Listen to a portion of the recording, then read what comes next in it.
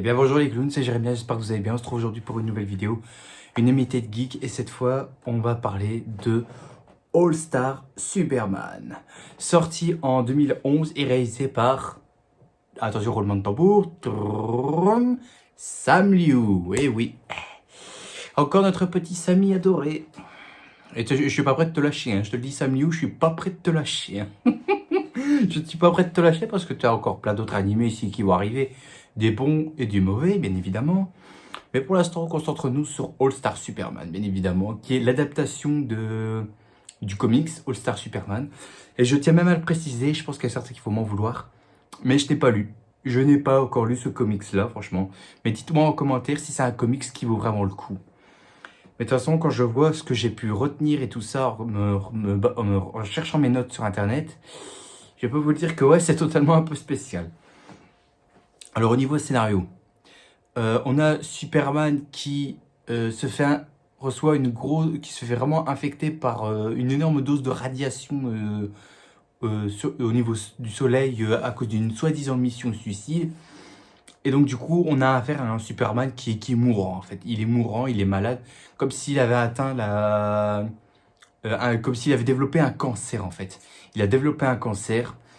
Et du coup, ben, il essaie d'en profiter un maximum avec ses proches, que ce soit avec Lois Lane, que ce soit avec ses parents, enfin avec sa mère et tout ça.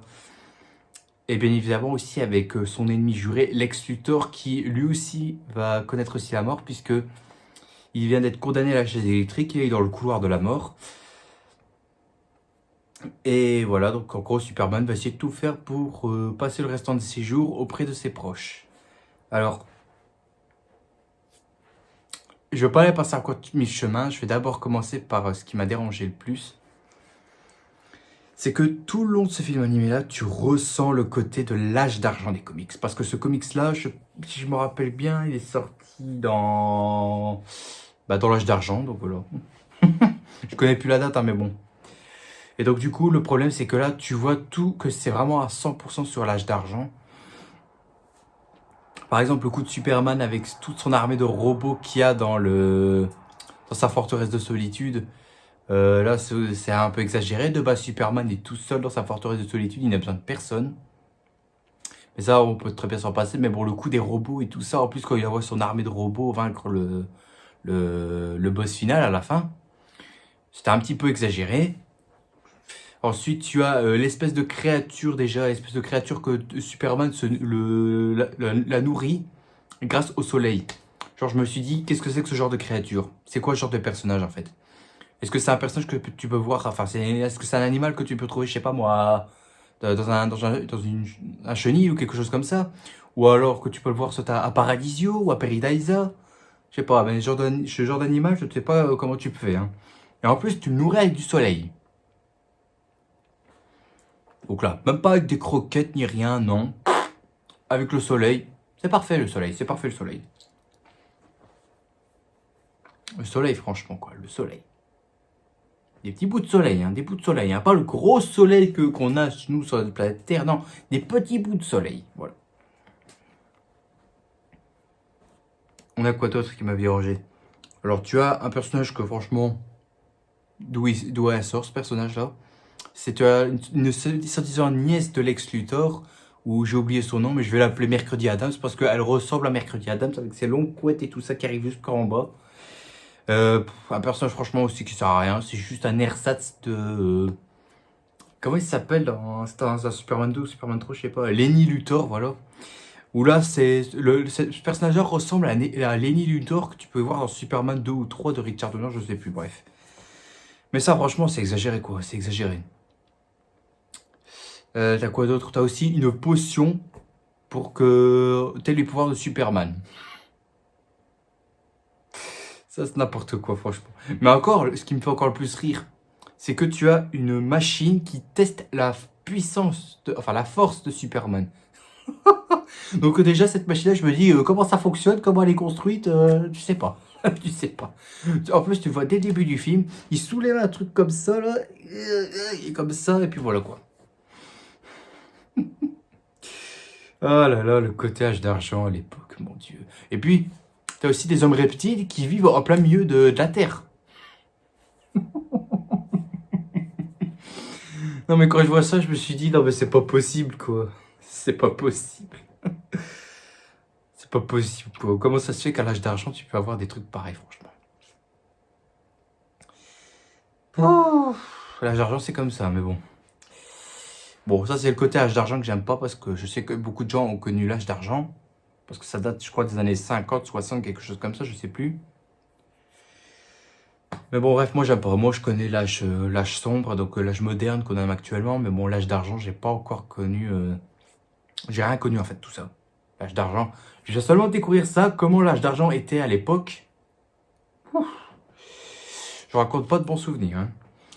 Bon, bien évidemment, si on retire ça, le film propose quand même quelque chose. Tu as de l'émotion déjà, tu as des révélations et pas mal de séquences d'action franchement épiques. T'as beaucoup d'émotions du style Lois qui ne veut vraiment pas perdre Superman et aussi Clark Kent parce qu'elle l'a découvert juste au début du film que Clark a révélé qu'au quoi il est Superman.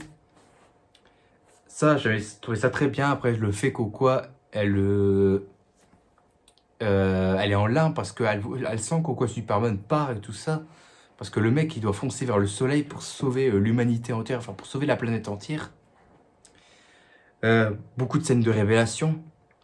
Il y a pas mal de scènes de révélation. Je pourrais même pas vous dire lequel parce qu'il y en a plein. On va dire qu'au niveau de ça, c'est très mitigé, mais on peut dire que ça passe quand même. Ça passe quand même. Ça passe. Ouais, je sais pas si ça passe crème, honnêtement. Je sais pas, honnêtement.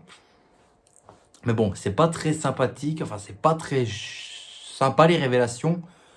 Mais on peut dire que c'est cohérent quand même. Voilà. Et puis aussi pas mal d'action. Bien évidemment, l'action c'est important. L'action pour avec Superman. T'as des scènes d'action, que ce soit contre Lex Luthor à la fin, que ce soit contre. C'est les. En plus, je crois que c'est les. Voilà, c'est ce que je vais en parler après. T'as après deux autres personnages aussi qui n'apportent rien pour moi. Ils n'apportent rien. Le problème, c'est qu'avec ça, c'est que t'as beaucoup plein de rebondissements en fait. Je reviens sur l'action parce que je n'ai pas fini avec l'action. Sur l'action, tu as beaucoup de choses qui me plaisent, mais que t'as pas beaucoup de combats en fait. C'est-à-dire que si je crois bien, le combat contre Superman et Lex Luthor à la fin, j'avais trouvé ça assez cool. Mais c'était vite expédié en fait. J'ai l'impression que ce combat-là était très vite expédié, franchement.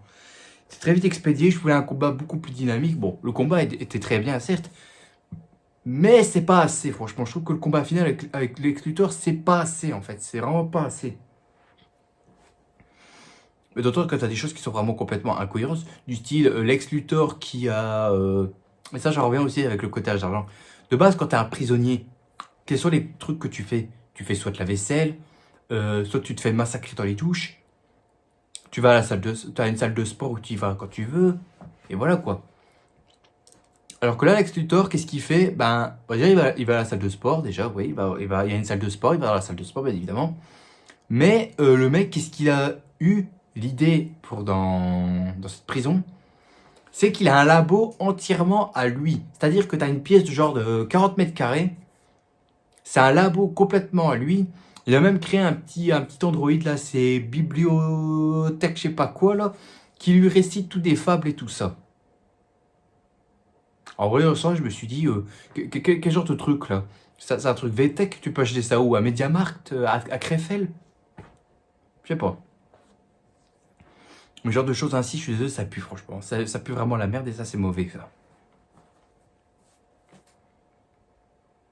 Comme j'ai dit, il y a beaucoup trop de rebondissements qui sont pour moi exagérés et qui sont pas très utiles. Je mentionne surtout l'arrivée de deux autres personnages. Tu sais, quand tu as, après que Superman ait donné des pouvoirs à Lois et du coup elle a les mêmes pouvoirs que Superman, tu tombes sur deux mecs qui sont les Ozzy d'Hercule. Enfin, je sais plus comment ils s'appellent les deux mecs, mais bon, on s'en fout. Bah là, j'ai l'impression qu'à partir de là, le scénario, hop, il coupe, enfin, il fait pause, et que dès que tu as pu vu ces deux gars-là, hop, tu reprends. Donc en fait, avec les deux personnages-là qui apparaissent dans ce scénario-là, pour moi, n'apporte quasi rien, en fait. Ça n'apporte quasi rien, à part juste deux mecs qui veulent s'envoyer en l'air avec Lois Lane, c'est tout. C'est tout. Ces deux personnages-là qui ne servent strictement à rien, qui m'ont fait un petit peu perdre mon temps. En plus, on les voit, je pense, 5 minutes, et après, ils sont vite repartis. À la bonne heure, j'ai envie de dire, à la bonne heure. À la bonne heure parce que ce genre de personnage là ça me dérange. En plus, on va quand même aussi se l'avouer, c'est que là tu as une animation qui est, on va dire, correct. Honnêtement, c'est correct. Pas comme dans les films animés New 52 que je vais en parler dans pas très longtemps. Je pense que ce sera quand on parlera de 2013, parce que c'est en 2013 que ça a démarré. Là, on va dire que l'animation dans All Star Superman, franchement, l'animation, elle est quand même très cool. Elle est très cool, je ne vais pas cracher dessus. Franchement, une animation franchement très sympa, assez fluide et tout ça. On montre bien les mouvements des personnages et tout ça. Franchement, c'est pas du genre très bâclé en fait. C'est pas du genre très bâclé. On va dire que là-dedans, c'est un déplacement qui est pour moi très cohérent, que ça passe très bien. C'est pas du. C'est pas génial, contrairement à l'animation que tu as dans Under the Red Hood, où là, l'animation, elle est parfaite. Mais c'est juste que là, l'animation est correcte, mais c'est pas parfait. Il y a quand même des défauts que je peux même pas vous l'admettre. Mais tu as quand même des défauts, et ça, c'est déjà une bonne chose. Bien évidemment, la chose qui est quand même assez impressionnant, et ça, je me suis dit, au moins, ils ont quand même respecté ça, c'est la personnalité des personnages. T'as Lois Lane, qui n'est pas du genre chiante et tout ça. Contrairement à la Lois Lane que tu as eu dans le DCU, là, je l'aimais pas du tout. Donc là, Lois Lane, franchement, j'ai trouvé assez sympathique et tout ça. Par contre, t'avais Jimmy Olsen qui se la jouait un peu gay, mais on peut s'en passer. Lex Luthor, oula, c'est vraiment un méchant. Franchement, Lex Luthor, franchement, j'ai trouvé très charismatique, franchement, très impressionnant. Lex Luthor, pour moi, est très respecté. Bien évidemment, Superman aussi, bien évidemment, il est respecté pour moi. Assez bien respecté, pas trop non plus. On n'en fait pas des caisses avec lui. Franchement, j'ai trouvé ça très bien, franchement. Et déjà, ce qui m'a plu avec All Star Superman, c'est que j'avais entendu qu'au quoi James Gunn se base sur celui-là pour faire son film Superman. Honnêtement, c'est pas une mauvaise idée. Franchement, c'est une très bonne idée. Après, il faut voir qu'est-ce qu'il va proposer. Donc, les personnalités des personnages, franchement, sont franchement tous impressionnants. Franchement, ils sont tous magnifiques, bien développés et tout ça. Qu'est-ce que je peux dire d'autre? Par contre, il y a un truc qui m'avait dérangé avec Lex Luthor. C'est qu'à un moment vers la fin, une fois qu'il n'a plus les pouvoirs du Superman, là il se met à parler en mode oh, je vois de l'air et tout ça. Oh, des atomes qui julent. Oh, des particules subatomiques près de moi qui me touchent le visage. Tu vois, à un moment, il se met comme ça. Je me suis dit, mais on dirait un gamin quand il est devant la vitrine, quand il dit oh, il y a ceci. Oh, il y a ça qui est sorti. Oh, il y a ça aussi. Oh, il y a ça aussi. Oh, il y a ça aussi. Aussi. Voilà. Voilà, Lex Luthor, j'ai l'impression de voir ça en fait. J'ai l'impression de voir un gamin qui est devant une vitrine de jouets et qui est ébloui, qui a les étoiles, qui a des étoiles plein les yeux. Et ça me parle de science non-stop là-dedans et oh là là, ça m'a énervé. Parce qu'il faut savoir que les cours de science, ça a toujours été ma bête noire. Je déteste les cours de science. Franchement, j'ai toujours détesté ces cours-là. J'ai participé à chaque cours de science, mais je n'en pouvais plus. C'était chiant. Ça parlait tout le temps de molécules, ça parlait tout le temps de stimuli et tout ça. Mon Dieu. Ben, j'ai envie de dire, mais achevez-moi, quoi. Et le pire, c'est que tous les soirs, tu devais étudier au moins 5 pages pour un interro le lendemain où tu n'en as que 2 heures pour le faire. Donc du coup, en voyant tout le blabla scientifique là-dedans, ça m'a fait penser à mon cours de sciences. Et je détestais les cours de sciences. Mais attention, ça ne veut pas dire que je déteste ce film animé là. Non, non, non. C'est juste que quand ça parle trop de science, j'ai plus envie de parler. J'ai plus envie de regarder en fait. Trop de science, ça me désoriente. Voilà. Ça me désoriente. Franchement, j'en peux plus à parler science non-stop, non-stop, non-stop. Et je n'en pouvais plus, quoi. Je n'en pouvais plus, bordel. Bien évidemment, comment ne pas parler d'un film animé sans parler de la musique? La musique, signée Christopher Drake, approuvée par moi. La musique de Christopher Drake, là, franchement, elle m'a convaincu. Franchement, j'ai trouvé ça génial. Musique bien rythmée, bien dynamique et tout ça. Franchement, au niveau des combats, c'est parfait. Bon, c'est pas la même chose comme Under the Red Hood, où là, c'était beaucoup plus spectaculaire au niveau de la musique. Là, ça ressemble un peu, mais c'est pas totalement. T'as l'impression que ça monte, mais que ça a descendu un petit peu. Genre, Under the Red Hood est là, et pour la musique de All Star Superman, c'est plus là, en fait. Là, plus ici. C'est-à-dire que c'est pas le même niveau. C'est pas le même niveau, mais c'est une musique qui est quand même très classe, et notamment une que j'avais retenue, c'est au combat final, quand tu as Superman qui envoie son armée de robots battre le... Je crois que c'est Solaris, si je dis pas de bêtises, je sais plus, bref. Là, tu as une musique... Là, tu as une musique, franchement, mais impressionnante. Et tu peux l'écouter sur YouTube, franchement, c'est une musique qu'elle t'envoie du steak, franchement. C'est une musique qui, franchement, claque, c'est franchement incroyable, franchement. Tout le reste de la musique dans ce film animé-là est aussi très bon, je ne dis pas le contraire. Tout le reste de la musique dans ce film-là est très bon. Donc voilà, donc qu'est-ce que je peux dire? De toute façon, je crois... oui, j'ai tout dit. Donc, qu'est-ce que je peux vous dire? Je peux vous le conseiller, honnêtement, je vous le conseille. Si vous aimez bien Superman, je peux vous conseiller ce film animé-là, qui est franchement assez sympa. Après, bon, bah, c'est pas au même niveau comme on a déjà critiqué, c'est-à-dire c'est pas au même niveau qu'Under the Red Hood ou quoi que ce soit. On va dire que je considère celui-là comme un film animé assez moyen. C'est moyen, ça passe, c'est pas tout, c'est pas parfait. Il y a quand même des défauts.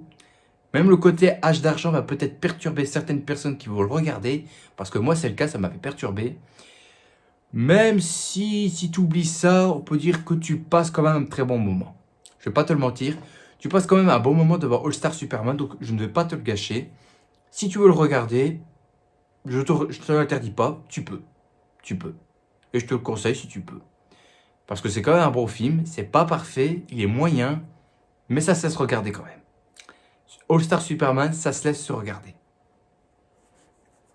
Et je n'ai toujours pas, j'ai pas encore lu le comics, comme je vous l'ai dit. Faudra que je le trouve pour remplir ma bibliothèque, parce que là, elle commence un petit peu à plus avoir d'espace avec tout ce que j'ai acheté. Hein. Mais bon, bref, je vais pas parler de ça. Bref, donc j'espère que cette animalité geek vous a plu. Si c'est le cas, vous pouvez mettre un gros pouce bleu qui me motiverait à continuer et qui me ferait extrêmement plaisir. Mais aussi, bien évidemment, à vous abonner à ma chaîne YouTube pour ceux qui regardent ces vidéos et qui ne sont pas encore abonnés à ma chaîne YouTube. Et on se retrouvera, je crois, demain ou tout à l'heure, ça dépend à quelle heure je poste cette vidéo-là, pour l'épisode 5 de Spider-Man 3. Voilà, donc sur ce, je vous dis à la prochaine. N'oubliez pas le grand big smile à tout ce qui fait plaisir.